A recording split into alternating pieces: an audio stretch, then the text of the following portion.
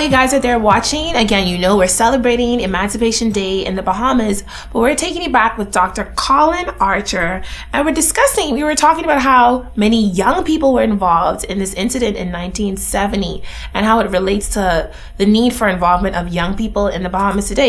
But I want to go back to a quote. Okay, I'll read the quote, and it says, Mr. Paul Adderley said, "Neither Britain nor the U.S. can serve our interests," and reinforced, "These events should leave no doubt in the minds of any Bahamian that our national interests cannot be served by the governments of the United States and United Kingdom."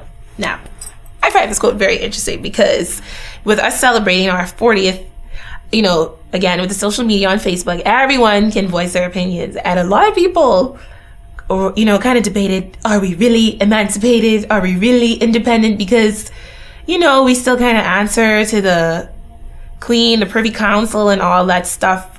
And just hearing Mr. Adderley's statements. And of course, at that time, he was not a member of the Progressive Liberal Party. He had his own party at that time. Isn't that interesting? A lot of people don't know that. Yeah. What was the National Democratic Party? Yeah, when he said that. And he said that. The United Bahamian Party said that. The Progressive Liberal Party said that. The Van Holland Smith had a party. They all chimed in the same way. And you were asking... it seemed like at that point in time, since you said everyone chimed in, everyone had that kind of similar kind of view that, hey, Bahamians, we have to serve our own interests. We're not going to serve the interests of the UK or the US. But like in recent times, like with the 40th independence, people are saying, well, we kind of did a flip. Like we are serving the interests, and we are really like emancipated and independent from the Queen and the Privy Council. Here again, I tend to. The powers that be. We have to sign. Friends, we have to sign all these accords. We have to sign accords about how our banks are run with other countries. I guess we have to sign trade accords. Do you think it should be like that? I guess I'm trying to say, imagine how difficult it is, though, to stand on other than that, you become, I guess, Venezuela or Nicaragua. And we say, to heck with it, we're going to stand on our own, come hell or high water. I guess if you want to play, in the modern world with the big leagues, there's so many that whole struggle between independence and interdependence is an ongoing struggle. And once again, as an enormously small, we say the greatest small country in the world, but we are really small. And we're like a pilchard, in a sea with so many sharks going around. And I guess it's always a struggle. How much can we really ignore all these accords that we really, if we want to make deals and be in certain pacts and how much should we just ignore them and go on our own? And what does it really mean to be independent in the modern world? It seems that the world, it's a global village. The world is the world is really flat now. And again, this complicates things so much more than it once did when we were just in the neo-colonial phase. But it's just very difficult to negotiate these waters today. And the quid pro quo model really is very difficult to figure out. I think we're probably as independent as we can be. I guess that's what I'm trying to say.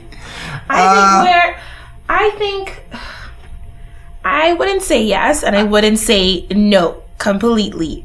But I do feel that we could kind of go away from being so influenced by what other countries do. Because at the end of the day, I feel like it's nothing wrong with taking things from other countries that are helpful and good. But I feel like everything that applies for a certain country cannot apply for the Bahamas because we're a different dynamic, we're a different setup, we're a different type of people. But I also feel like Bahamians are kind of afraid, especially when you talk about breaking away from America or doing anything that would upset them. That's why I found it so interesting with you, with your sign directed at, President Nixon. So I am like, that was a really... If it's so good, you keep it. Exactly. That's, to me, even today, I would consider that a very, a gutsy move, because it makes me think of, I think it was early this year, before I went to school, or last year, when Minister Leslie Miller, they were talking about the whole gas thing. I don't know if you remember that. Yes, I do. And they were talking about getting gases from different, Venezuela, Brazil, where they could get it at a lower rate. And I distinctly remember a representative from the U.S. kind of hinted. He was like, oh, don't think that's a good idea for the Bahamas, in layman's terms. And I kind of felt like that was a little, in a way, a little bit of a threat. That's how I kind of, so I'm thinking in my mind, it's good to have a relationship with other countries, but it's are we afraid to do our own thing? Are we afraid to stand up for what works for our community and our country, because we don't want to have a situation like Cuba, pretty much, where we're kind of blacklisted or blackballed into a corner? What do you think about that? Is that just a wise decision, or? Oh, yeah. Well, I don't know about the minutiae about, whether you get from how oil, again, there are a lot of trade things and all that. It may not be as easy as it sounds. But, see, I'm a great believer in psychological independence, if you wish, and personal independence. For instance, I believe there are a lot of small things Bahamians can do to say, this shows how creative and independent we are. Island peoples generally are great survivalists. I think I often wonder, why do I take to Filipinos so much? And Filipinos are very, they get into it and they talk and they get... And I said it must be because they come from a whole string of islands like we do, and they have to learn to survive with other people. Bahamians can survive anywhere, because if you had to go from point A to point B, in the old days, you had to wait for the wind to come up, and you had to take chances when the wind sprang up, because you'll be stranded on one island. For instance, talking about energy, why is it that there's not a ground movement for solar panels on our houses to cut on? My air conditioning unit is on now. That's a power. That's an air conditioning. Why can't there be a groundswell? I think that's something to go on the street for. To say, we're just going to put up solar panels, and whatever BEC says, apparently you have to go. You can't just do that, because you have to check with BEC. See. Now, don't you think, you see, what I'm trying to say is there are a lot of personal economic things we need to be fighting for as Bahamians. We don't have to wait for those big macro things, whether oil comes or not. In the meantime, whether we get cheaper oil or not, certainly we can have an industry to produce solar panels to heating water and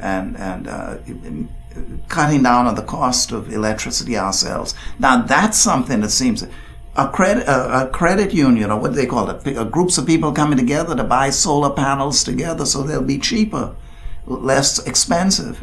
See, I think those are the kind of liberation, independent things we need to be thinking of, while the government is thinking about all these macro things. And that's what we're not doing. So you're saying we as a people, we shouldn't just, rely on the government to come up with these, kind of innovative ideas. We as a people need to come together and kind of figure out a direction with certain things that we can handle. I do. I really, for instance, feel that Bahamians are quite capable of being more entrepreneurs. So small groups like yourself getting together and say, can we start some small enterprise together? Now, see what I mentioned about your psychological independence. Yeah, but how do you do that when people are so suspicious? Are you saying, I'm going to hold on? Somebody said, I'm at the top of the ladder, and I'm going to kick the ladder down so nobody comes up that ladder. And this is what calls for trust and reaching out, neighborhoods working together. Why wouldn't a neighborhood network, for instance, to make sure that my wife grows spinach in this yard, tons of spinach. If you want some, you can have some, by the way. And we just give the spinach to everyone in the neighborhood as much as they want. Now you could think of, that's a small thing, you know. But that's a big thing. Even to you, that's a small thing, but for like. But I only use that as an example of what we could probably be doing with food costs. So why don't there about 8 residences through my neighborhood here? I live in a cul-de-sac, as you know.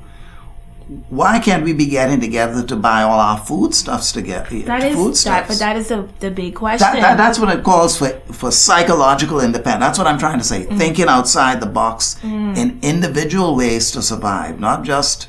I mean, I guess the government had their own problems trying to deal with where they should get oil from and all that stuff. But I feel that if we can bring it down closer to home, I think there should be a lot more credit unions, for instance. People saving together and the benefits of, what do they call it? These, getting together and forming networks to do things together, grow food and maybe buy gas together. I don't know. But I completely agree with you, but I, like you with the spinach, I would love if my neighbors give me spinach. It is high in iron. I'm always in need of that. But I'm like, talking to you, I'm like, the reason why I said to you is not a big deal, because like in my neighborhood, I live in a nice neighborhood, but no one really, I probably can't tell you the names of really any of my neighbors, maybe like one. But the rest through my corner, I do not know these people. And I feel like that is becoming the common thing in our country now. And that's what I'm saying. I believe that's much more needed than if we buy oil from country A or country B. At the end of the day, we're still going to apparently have to pay this. Pay for this stuff. And I feel that's where I'd like to see more Bahamians operate. And that's where social networking and so on, what you do, can come in a way to do that. Can help to facilitate that greatly in a way we couldn't in our day and age. And I have a next point or question. You mentioned when I brought up the quote about Mr. Adderley, you emphasized how he wasn't in the PLP at the time, he was in NDP, and how everyone who were out there in their different groups kind of echoed what he was saying.